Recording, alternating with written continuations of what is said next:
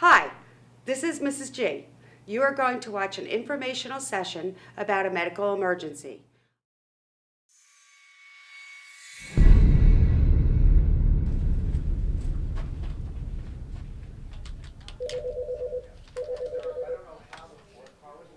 Front office. Hi, we've got a medical emergency in room 302.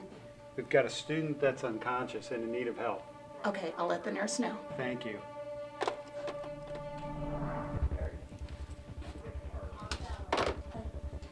Please get me a teacher from across the hall. Okay. Nurse office, Kathy speaking. Hi, I just want to let you know there's an emergency in room 302. Okay, I'll tell Dawn. Bye. Dee, there's somebody down. Okay, I'm going.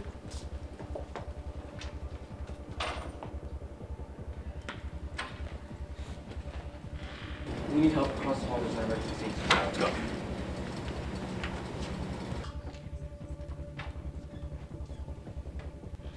Hey, will you lead my students across the hallway, please? Come on, follow me. All right, across the hall.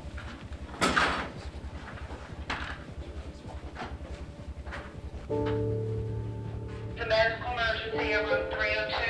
There's a medical emergency in room 302. Copy, Don. I'm on my way.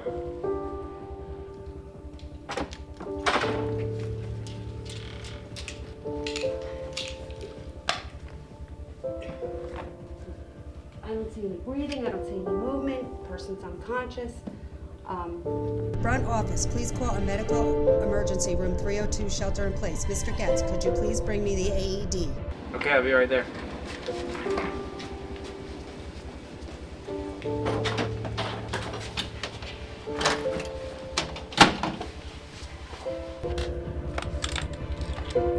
Medical emergency, room 302, shelter in place. Medical emergency, room 302, shelter in place. Mr. B.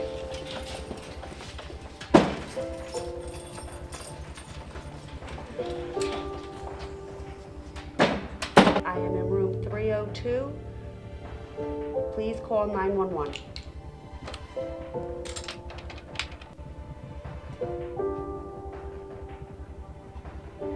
Hi, I have an unconscious student down at Mattawan Regional High School, 450 Atlantic Avenue.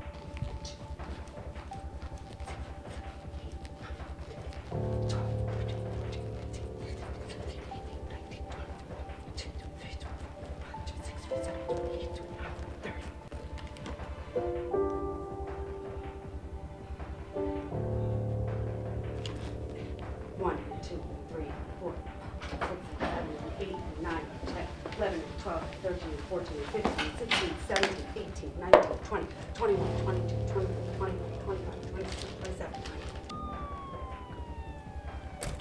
Donna, first aid just arrived on scene.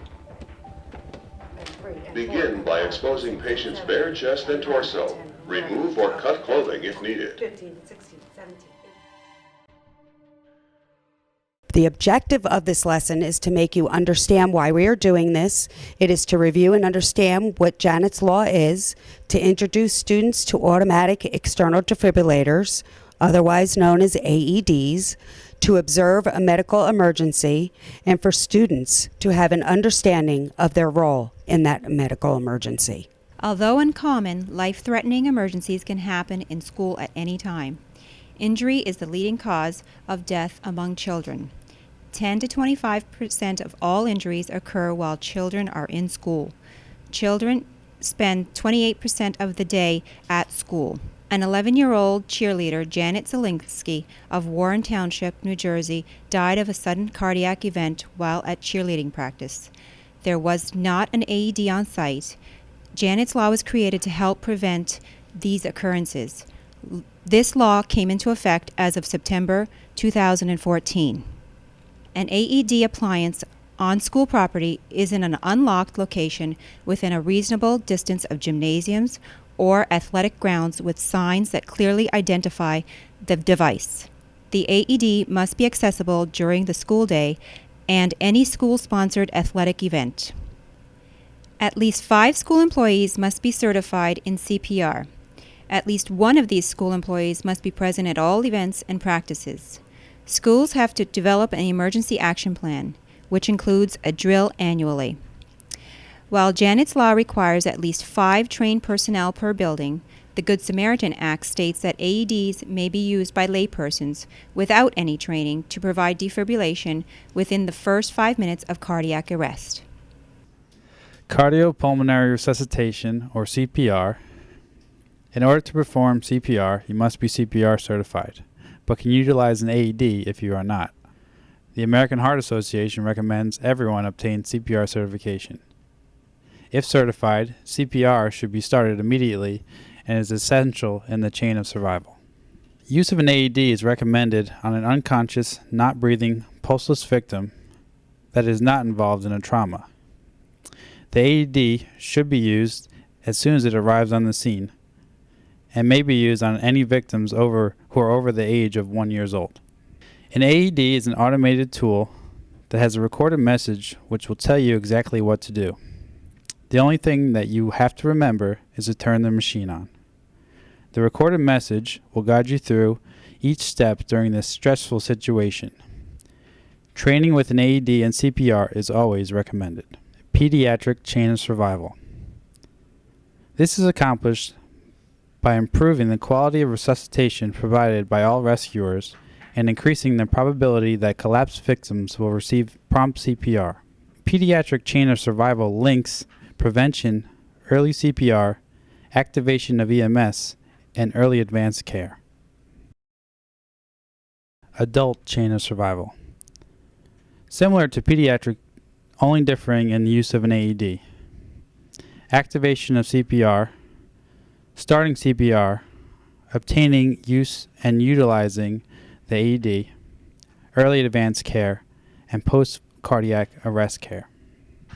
An AED is a small portable device that analyzes the heart's rhythm for any abnormalities and, if necessary, directs the rescuer to deliver an electrical shock to the heart of someone suffering from sudden cardiac arrest. This shock, called defibrillation, may help the heart to reestablish an effective rhythm. When used in the first 3 to 5 minutes of a person's collapse, AEDs have been shown to dramatically increase the survival rate of people who suffer from sudden cardiac arrest or a heart attack.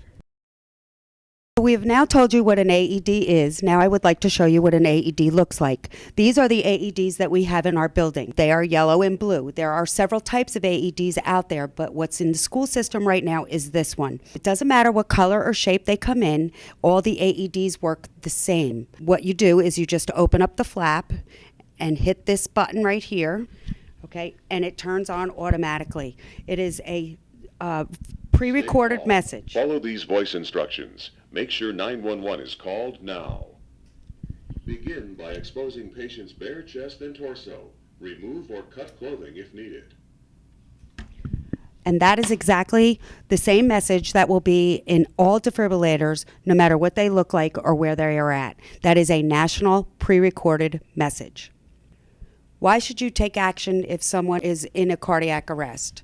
Once called, the EMS system in the U.S. have an average response time of 4 to 7 minutes. Sometimes it's over 10 minutes. Time is of the essence when you are talking about trying to preserve someone's life and preserving their organs. 80% of all out of hospital incidents that leads to a cardiac arrest occur in the home or other places. Survival rates after cardiac arrest almost double when CPR is initiated and access to a defibrillator is provided immediately. Why do people go unconscious and why do they have a medical emergency? Most of the time it's a result of a pre-existing medical condition. It usually is a sudden event. It's a sudden onset of a health problem. It can happen during a violent attack. It can happen in an unintentional injury, a natural disaster, and if you've come in contact with toxins. All of the causes, as stated previously, of a medical emergency will lead to a cardiac arrest or can lead to a cardiac arrest. It is the second link in the pediatric chain of survival. If a victim is unconscious and pulseless, a victim's heart is in distress. What the heart does is called fibrillation. So it could be one reason why somebody has a medical emergency. It doesn't necessarily mean that that is the reason, but it could be. The heart may be defibrillating, which is an uncoordinated twitching of the muscle. If you look at the EKG to the right of the wording, you will see that's what it looks like to a medical professional on an EKG. The fibrillation does not allow the heart to pump any blood. Blood carries the oxygen to all the organs, and without oxygen, the organs cease to function and die. What else happens? Brain cells begin to die after 4 to 6 minutes. In 3 to 5 minutes, there's irreversible brain or tissue damage. Every minute a person's heart is stopped, their chance of survival decreases by 10%. So, now that you know why and when to use an AED, when should you not use an AED? If the victim needs assistance due to a trauma, if it is a severe trauma, they have found that an AED is not useful. If the victim is under 1 year old, anyone who is conscious and has a pulse, and if there's water present. AEDs are safe to use, and there are no reports of AEDs harming bystanders or those who use them. What's very important is to know where the locations of AEDs are. You should take a look around of your surroundings wherever you go. There are AEDs in public places like shopping centers, restaurants, sporting arenas, pool areas, airports, community centers, golf courses, fitness clubs, and now in public schools. So, we're concerned about where we are. So we want to know all the location of the AEDs at Mattawan High School. There's one in the 200 wing, which is right outside of my office. There's one in the 500 wing outside the athletic trainer's office. There's another one in the 100 wing by the auditorium. And the trainer has a portable AED that is utilized during all athletic activities on school property. 4 more AEDs are available for extracurricular activities. One is located in the 100 wing outside the auditorium. The other is on the shed at the baseball fields. Another is at the concession stand at the main field. And the last one is by the tennis courts on the wall by where you enter the bay wing door. As per Janet's law, we will be adding another drill. It will be announced as a medical emergency, shelter in place, over the loudspeaker. You will not be locked in, and instruction can still continue if you are not part of the emergency. You will be required to stay in your rooms. Why? So that the individual that needs to get to the victim is able to have a free hallway so that they can get there.